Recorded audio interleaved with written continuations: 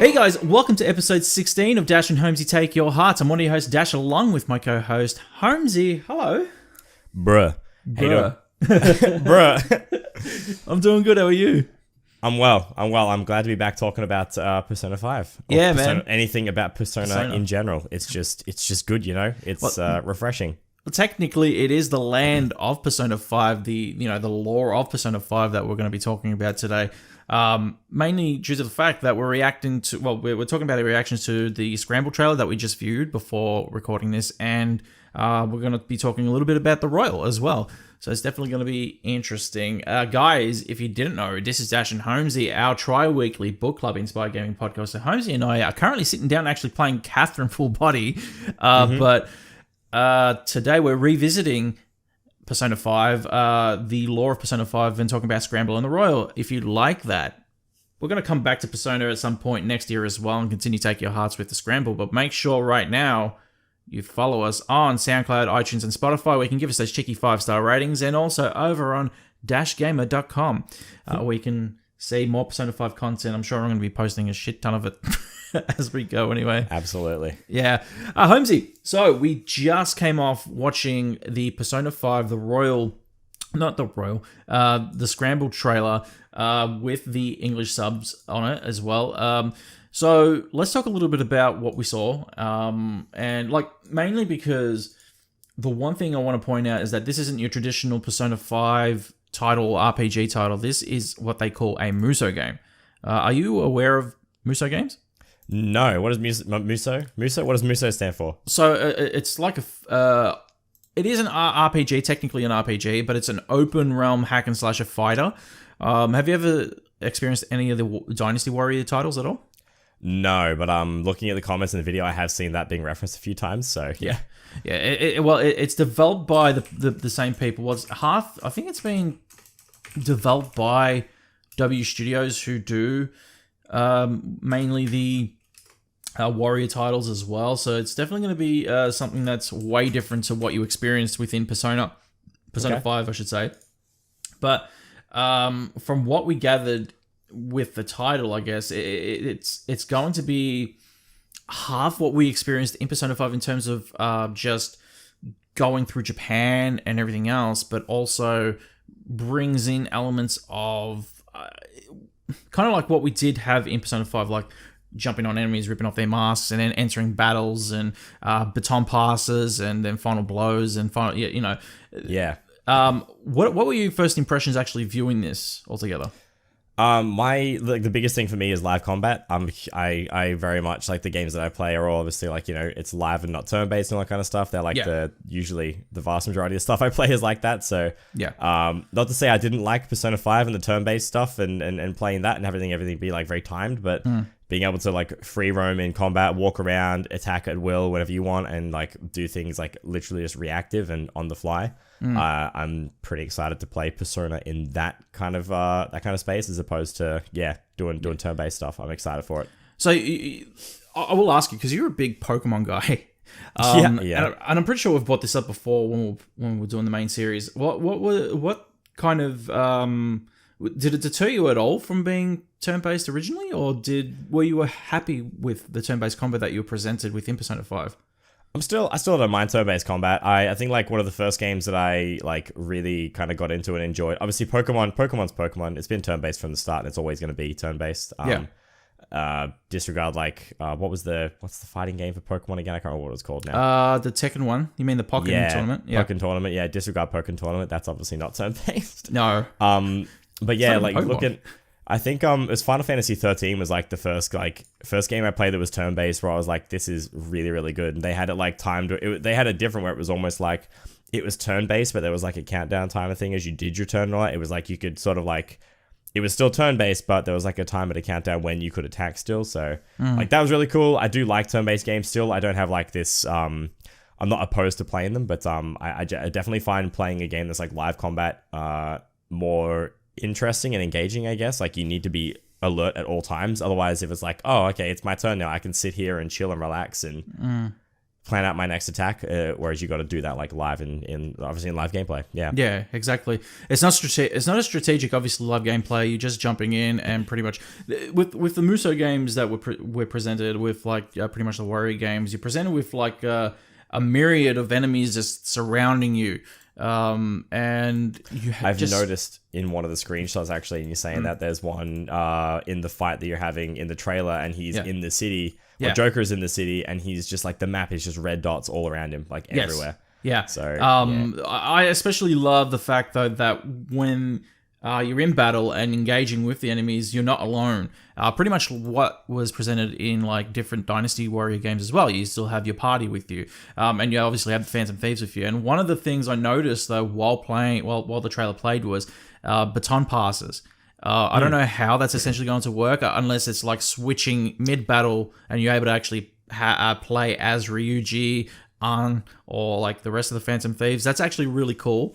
I wonder whether it's going to be something like I'm gonna reference it a few times because there's a few things in here that also visually look like this game, but I almost wonder whether it's going to be like Kingdom Hearts, where it's a certain point where like with reaction commands, like if you're in mid combo and then Donald's nearby, you press triangle and you can drop like Zeta Flare and blast everyone. Whether it's like your end of your combo, like now's the time to baton pass because Ryuji's behind you. Now you can do like a big finishing attack. So that's exactly what I thought you were going to reference because like when I first saw the trailer, I knew that's exactly what you were going to think of when you saw it was Kingdom Hearts. And like essentially that's kind of like what Kingdom Hearts was in a way. It was a hack and slash title. It was very much a very basic hack and slash title for its time. Because you had if you make any comparisons for hack and slash games for that time, the one that mastered the genre was obviously Devil May Cry, where you would jump in, pretty much engage in battle with one certain enemy, chop them up, and you're done. With the Kingdom Hearts series, you had those battles with one enemy and you chop them up, or I shouldn't say chop them up, you beat them with a keyblade, and then you'd be done with. But there were certain battles with the was it the Nobodies? I think it was the Nobodies, the Heartless Universe. The Heartless, basically where there'd be like plenty of them around you, and you just have to beat the crap out of all of them. Exactly. That's essentially what a Muso game is, though. Those kind of battles right there is you're going to have hundreds of enemies coming towards you, and you're going to have to just fight for your life. I never really experienced... actually, no, I lie. In the Hyrule Warriors title, there were moments where there were enemies that did come towards you. This was the Legend of Zelda Muso title that they brought out from the same studio. That basically, they had all the enemies that would come towards you. You'd have Link and Zelda at the beginning of the game. I can remember always the beginning of the game. Can't really remember much of the rest of it, but they would come towards you, would hack and slash all these enemies, and you'd have Zelda there helping you out as well. Cool. Couldn't really remember any kind of baton passes happening or any character switches happening mid-battle in the game. I do remember having the option of actually playing different characters in different levels throughout the title. But this is definitely going to be something unique if that's the case, where they have brought in that mechanic, as you said, that if your character's low on health, you can actually switch to Mickey or Donald, whoever is around you, to help you out. Whereas this game here will be, obviously, you'll have the Phantom Thieves around you to help you engage in battle. And one thing which was really cool that we saw in the trailer was having Morgana or Mona, switch in different form from his cat form. The car form, the car form, which was really cool. What are your thoughts on actually having the lore of Persona 5 now entering something that's a little bit more freeform, a little more flowing that direction that you kind of like in terms of engaging in an open world battle? Yeah, I think I guess a lot of people are going to be comfortable with, because at least to my knowledge, Persona 5 follows it follows the exact same structure as Persona 4 and 3 and all that. It's kind of like the same sort of thing, like turn-based, different, not necessarily palaces and stuff, but like different, you go into a world, you're done, you get out kind of thing. I think like having a live open world sort of style game, I think it's going to be a good way to bring two different fans of genres together and see how they go. Because obviously you said like, is it Muso? What was it? Muso, yeah. Muso players, and then like your Persona 5, like your JRPG, like that genre of game. two different communities going to come together and start playing this. It's going to be interesting to see who likes what and who doesn't like what, I guess, because there's aspects of both coming together. I'm just interested to see how they like the game and whether I guess Persona 5 fans are going to have the biggest change, because if they've not played a mouso game before, it's going to be a completely different formula for them. I'm interested to see how the OG fans are going to react and how they like it. Yeah. Do you think that the audience that will engage in this will be those real hardcore Persona 5? Like, I would say hardcore Persona 5 fans would, but would you say that the ones that love that turn-based the combat battle system will actually come over and try this out? Or at least like take a look at it and go, well, this might not be for me, but I really love the characters, so I really want to be engaged in what's happening, because it's actually been it's actually been said in an official statement by Atlas that Persona 5 Scramble is actually the true sequel to Persona 5. Yeah, yep. So what are your thoughts? Do you think that we're actually going to see a lot of that hardcore audience shift over to Persona 5 Scramble just for its story? Do you think that, like, for its character element, do you think that we're going to see a little bit of a drop-off there from the people that were like, well, I'm not really into the mouso style kind of gameplay? Do you think it's going to have a divided audience at all? I still think, like, the way that Persona 5 is, and like the time investment for the game is huge. Like, I was talking to my friends at work about this game and like, or Persona 5, and saying like, yeah, it's a great game, but if you want to finish it, it's like 100 plus hours base story, not even like just spending your time messing around. Like, it's, you want to play the game and play it, like spend all your time progressing. It's a lot of time. There's a big investment in getting that done. So I think that a lot of people that have spent that much time in the game are already the kind of people that would want to follow the story further and commit. Obviously, there's going to be people that drop off. People may not like these kind of hack and slash mouso style games, but I do think there's going to be there'll be people that didn't finish Persona 5 who won't care about playing this. There'll be people like myself who, there'll be people like myself before playing Persona 5 where I'll be like, oh, I really liked Kingdom Hearts. This game looks cool. I might actually play it because it looks like a lot of fun. I don't know. There's so many different ways that it's going to draw people in, but I think a lot of the audience is going to be hardcore Persona 5 fans. I think that's going to be the dominant player base, and then there'll be mouso fans jumping in, and then just people wanting to try something new. But I think the people that don't play Persona 5 Scramble are going to be the people that also didn't finish Persona 5 in general. Yeah. I think there'll definitely be different perceptions coming across. There'll be different opinions that'll come across on this as well, that people will be like, oh, I'm not too sure about how I feel on actually playing something that's completely different in style of what I've played for Persona. But then there's the argument that can be made that there's been the dancing games, the Ultimate Arena Fighter games that I believe was one of the most popular esports titles, which I found out. They're like, hey, did you know that Persona 5 Arena is a massive esports thing? I'm like, no, I had no clue that people were actually still playing that game. Okay. So there you go. Apparently in Japan, it's still a big esports deal. Like, a lot of people still like it and they want a sequel. So, wow. Okay. Yeah, that was some news to me. What are your opinions that this game's actually coming to the Nintendo Switch? I like that a lot. It means I'll be able to play it on the go. Yeah. I do. After seeing, though, looking in the trailer at some of the cutscenes, I think, like, if you've looked at the trailer for Persona 5 Scramble, maybe whereabouts is it? Actually around about like 43 seconds or so. Yeah. The Phantom of Thieves, like Ryuji, Mona, and Joker all land together, and there's this really cool like panorama, like the camera going around below them. Yeah. And like the visuals on it look amazing, and it's making me think about, like, look, I could play it on the Switch and I get to play this out and about. But if I play it on the PS4 Pro, it's going to look really good. So, it will, I mean, Persona 5 was a good game as it was, and it looked nice, but I just want to, I don't know whether it's going to be a big sacrifice in terms of, like, your frame rate and the game quality. I don't know. I mean, it's not going to change my experience, but I do like I like fresh, the game looking. Clean looking, yeah. I want things to look silky smooth, Yeah. Well, would you consider picking it up on the Switch? Like, looking at it, right? It's one of those things where you are reminded of what you just said, the length of the original Persona 5 title, and whether or not this is going to have that exact same length. And I have a feeling that if they're saying that this might be a direct sequel, that we're looking close to maybe, like, I don't think they're going to go exactly like 120 hours for this kind of title, but they might go something like a 60 hour limit. That's not bad. That's not bad. Would you consider getting this for PS4 if that was that length? Or would you say, okay, 60 hours is still something I don't have. I would like to play this, but maybe maybe the Switch is the format that I might need to go to for that to actually stay, on time with this kind of title. Yeah, I mean, we did it with P5, okay? So to be honest, now that I think about it as well, I probably will play the game on PS4 Pro just because, mainly just taking notes. If I'm on the tram, or on the way to and from work and stuff, sure, I can play the game, but I'm less inclined to take notes when I'm playing a game on public transport. So I think it's going to be, the way I'll get it is get a PS4 Pro, do it at home, smash out my game before I actually get on the pod. So nice. Yeah, the portability is definitely appealing, and I think if it was a game I was getting for leisure, I would probably get it on a portable, but for the sake of the podcast and stuff, I think PS4 Pro is going to be the way to go. Oh, nice. Very cool. Well, there what about you? What are you leaning to? See, look, here's the thing, and I'm only going to get it on both, you nerd. You get you get both copies, and then the base copy, and then the collector's edition on both platforms. How dare you? How dare you call me out like this and say the truth?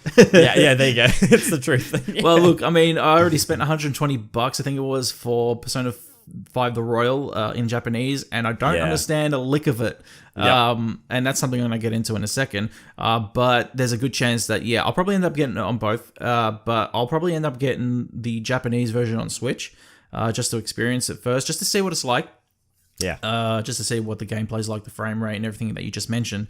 Obviously, being a critic, or we have to sit down and critique these kind of things. I'm obviously writing reviews again and all that kind of jazz. Like when we first started this podcast, I was strictly a podcaster. Now I'm with Dash Gamer coming back and everything. I write reviews and stuff. So everything that's been put in front of me, I critique again, and it's like, oh man, I really need to find out whether this is going to be worth actually having the full, not the full, the westernized, localized release on my Switch or the PlayStation 4, which is something that I'll probably look into when February 20th kicks around. I'll probably end up getting on Switch first. Yeah, hell yeah. So, but yeah, I'll be getting on both. Don't call me out like that. Jesus Christ. It's not on the bus.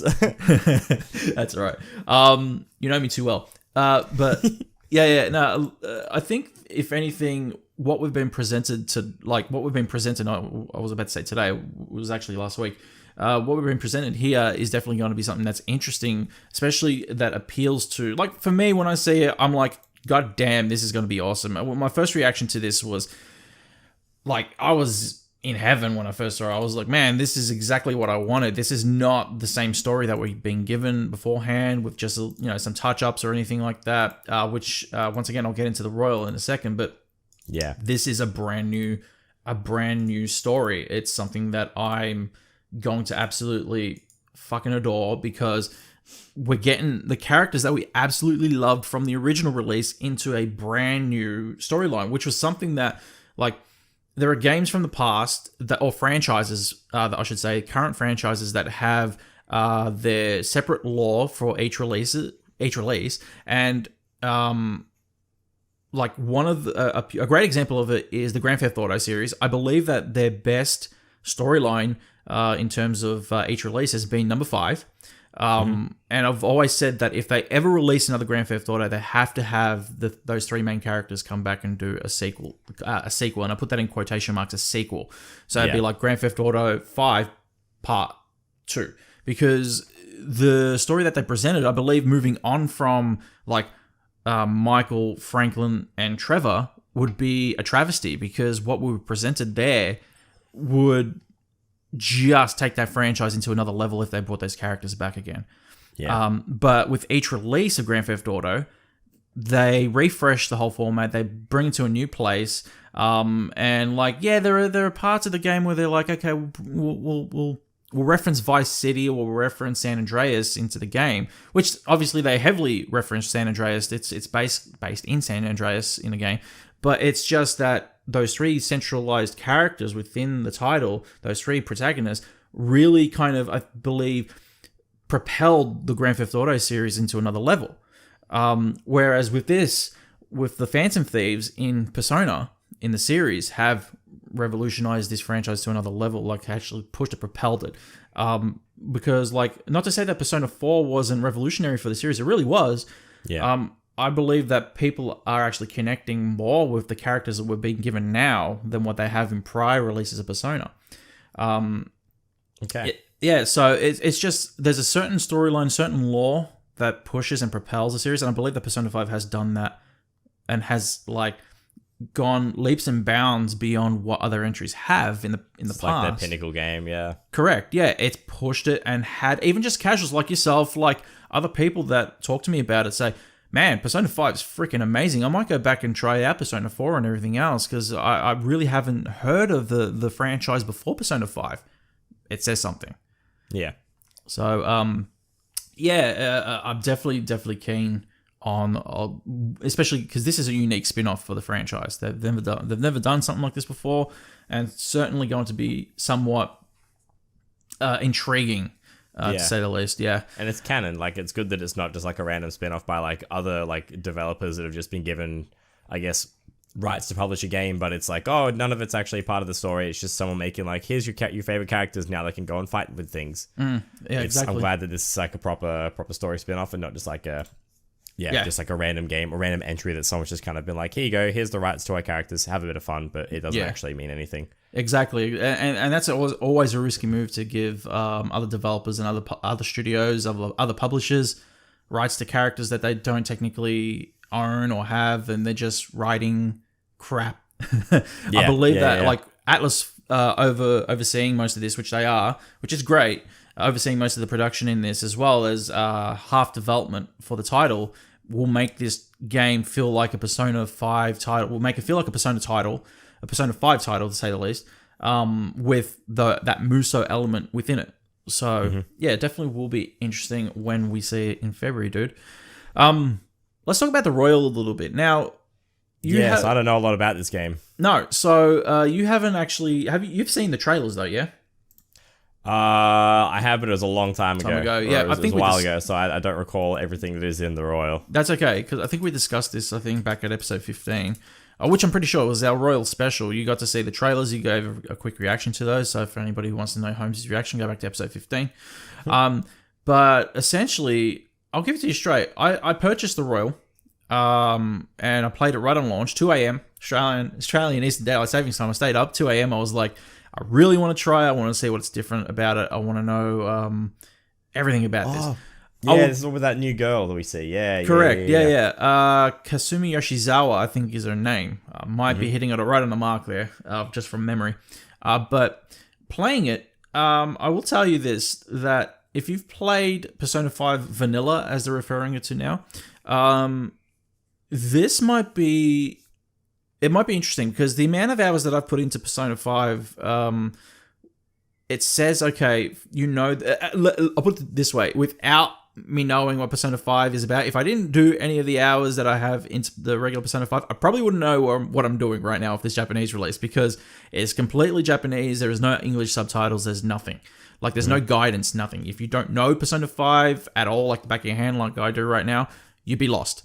But playing it, there, like, so far I've only encountered 2 scenes with her, which is right at the start, which has been in a few trailers already. There is a moment, so if you recall, right back at the start of the game, you're actually in the casino and you're running, and you're trying to escape.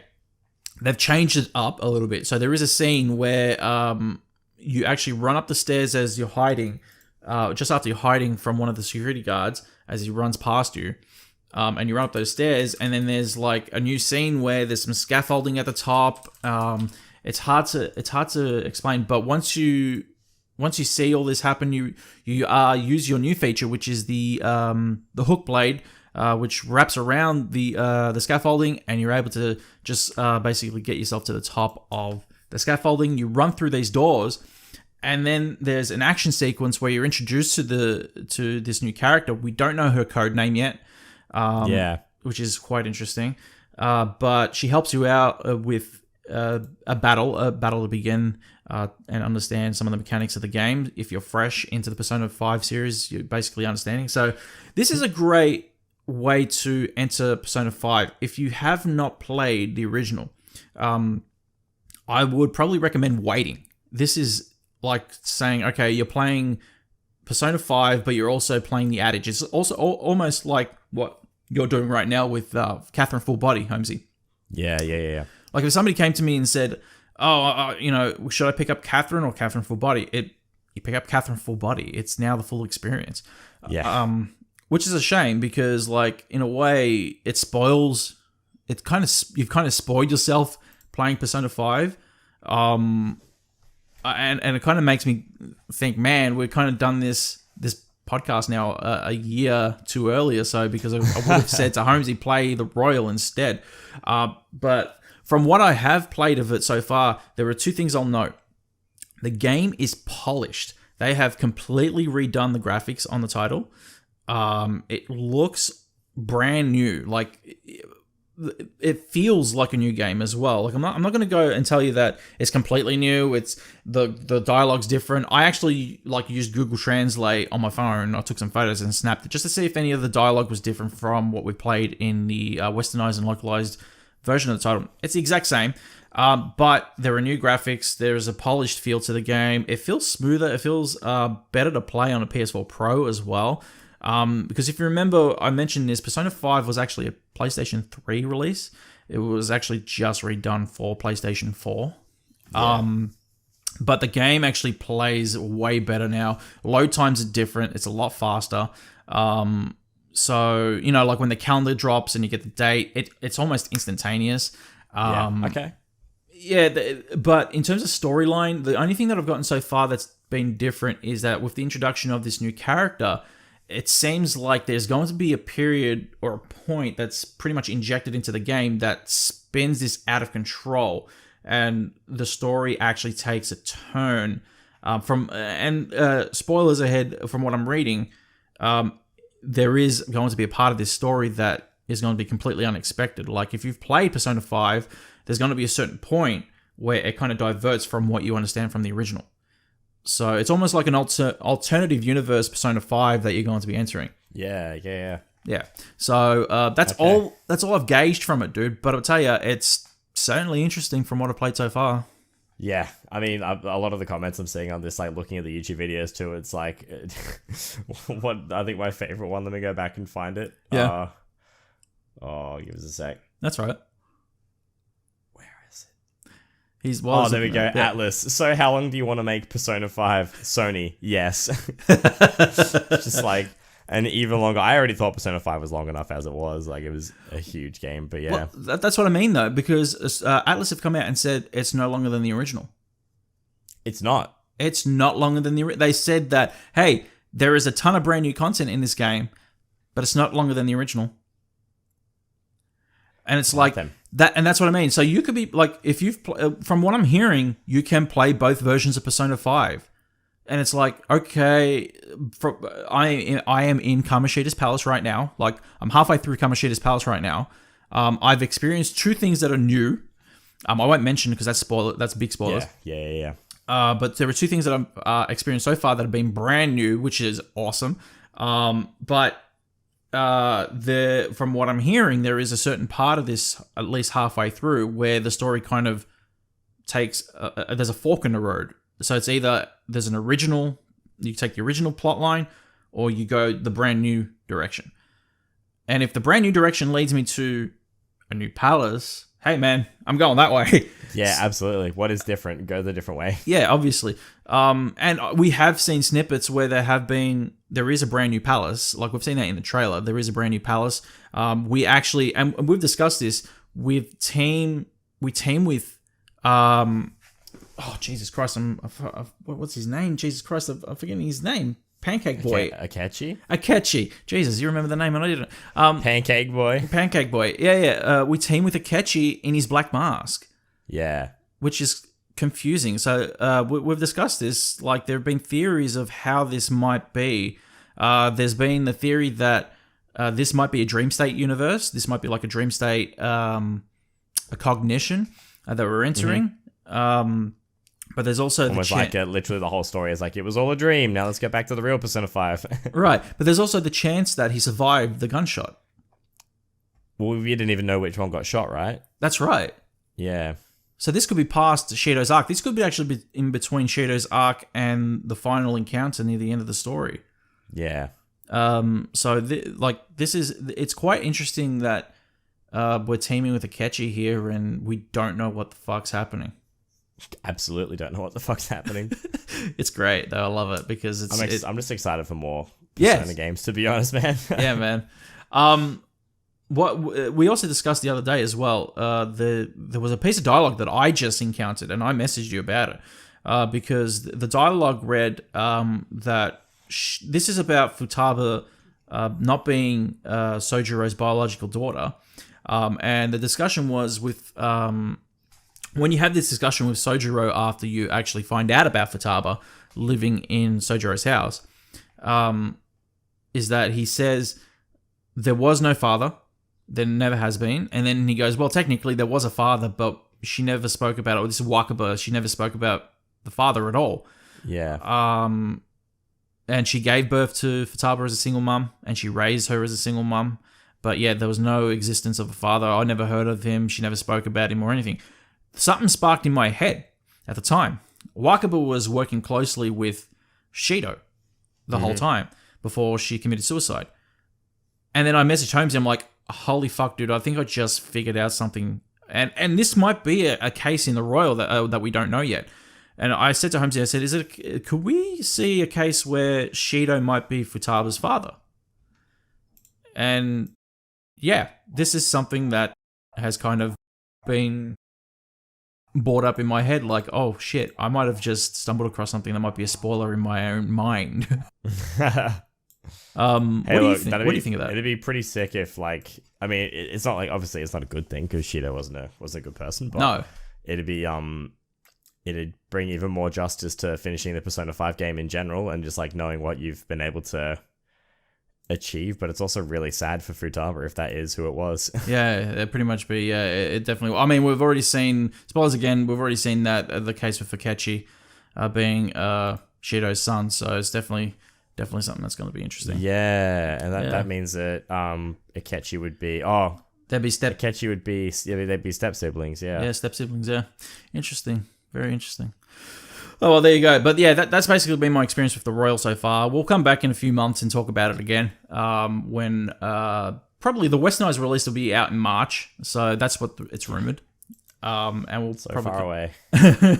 We'll come back and talk about it, but yeah, that's about it for our reactions towards Scramble and the Royal so far, guys. We thought I'd bring you something a little extra, a little something Persona-like extra today, just to kind of give you that itch, because I know a lot of people have been loving going back and listening to the Take Your Heart series as well, and we appreciate you all actually listening. Thank you so much to everybody who's actually been commenting and listening to the original series as well. We love you all for that. Thank you so much for that. But guys, if you didn't know, this has been Dash and Holmesy Take Your Hearts, our tri-weekly book club inspired gaming podcast, where Holmesy and I sat down for a whole year and Holmesy played Persona 5 and we came back today to talk about it again. Make sure that you follow Holmesy on Twitter and Twitch at HolmesyIn5. Make sure you can follow myself on Twitter at DashGamers and also on DashGamer.com.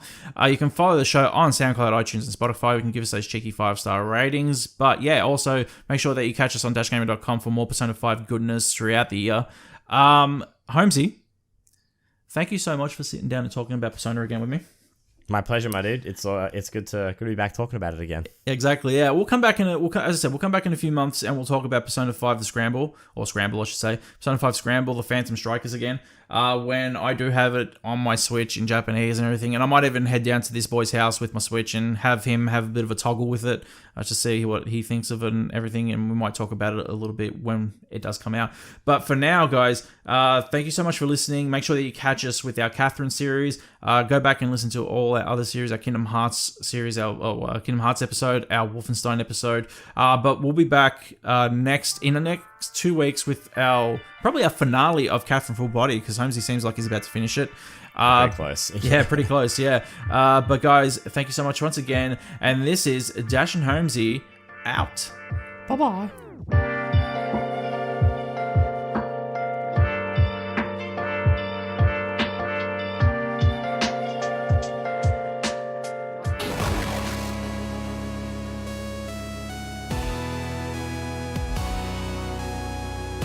DashGamer.com